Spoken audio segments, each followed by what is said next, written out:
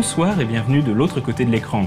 Le petit éditeur 12 Singes s'est fait un nom sur la scène du jeu de rôle francophone en proposant notamment des jeux tout en un, appelés intégrales, possédant chacun un univers propre, souvent original et séduisant.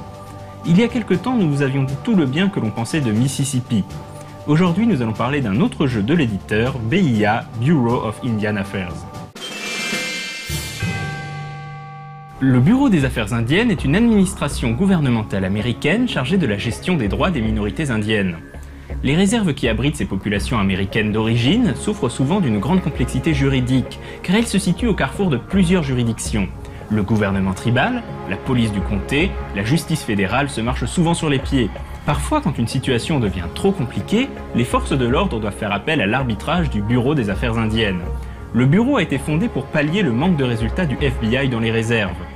Malgré leur statut d'experts sur les questions indiennes, les agents spéciaux du BIA se retrouvent parfois plongés dans des affaires étranges aux frontières du réel. Car entrer dans les réserves indiennes, c'est mettre les pieds dans un monde à part, où rôdent des créatures de légende, où des pierres sacrées se dressent au cœur de forêts oubliées, et où les chamans semblent détenir bien des secrets.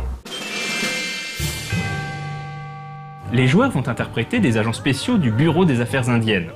Ces investigateurs sont envoyés sur le terrain à la demande d'un gouvernement tribal ou des forces de police du comté lorsqu'un conflit juridictionnel émerge. Ces enquêteurs peuvent être issus de divers cursus. Avant le BIA, ils peuvent avoir fait partie d'une agence fédérale, de l'armée, de la justice, d'une officine privée, de la police locale ou bien d'une université. L'une des particularités de BIA est que les personnages sont sous la protection d'un totem. Ceux-ci sont au nombre de 6, aigle, bison, cerf, corbeau, loup et ours. Dans certaines circonstances exceptionnelles, le totem pourra donner aux joueurs la force nécessaire pour triompher de l'adversité. Tout comme Mississippi, BIA utilise le DK System, un système de jeu dérivé du système D20 qui descend lui-même de Donjons et Dragons. Le principe de base est le suivant. Pour effectuer une action, on lance un D20 et on ajoute un éventuel bonus issu d'un attribut ou d'une compétence. Si le résultat est supérieur ou égal à la difficulté déterminée par le compteur, alors l'action est réussie. La particularité du DK System vient des fameux DK, les dés de crasse, qui dans BIA sont appelés les dés de Kitski Manitou. Ce sont des dés à 6 faces utilisés lorsque les joueurs veulent invoquer leur totem. Les DK sont utilisés pour renforcer un jet de compétence et leur résultat vient s'ajouter au D20. Si la compétence est liée au totem, par exemple la force pour le totem ours, alors tous les résultats du dé sont pris en compte. Si la compétence n'est pas liée au totem, seuls les résultats 1, 3 ou 6 sont pris en compte. Tout autre résultat provoque un effet Manitou qui peut avoir des conséquences désastreuses.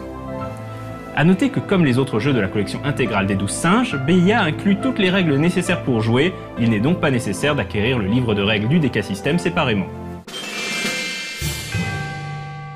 La culture indienne et son folklore très particulier ne sont que trop rarement utilisés intelligemment dans le jeu de rôle. Même s'il n'échappe pas à certains clichés, BIA propose une plongée fascinante dans l'univers des réserves indiennes. Un setting dépaysant et mystérieux qui devrait séduire les fans de séries telles que Twin Peaks et X-Files et change agréablement de ce bon vieux Cthulhu en matière d'investigation surnaturelle. Quant à moi, je vous dis à dans 2 semaines et d'ici là, jouez bien!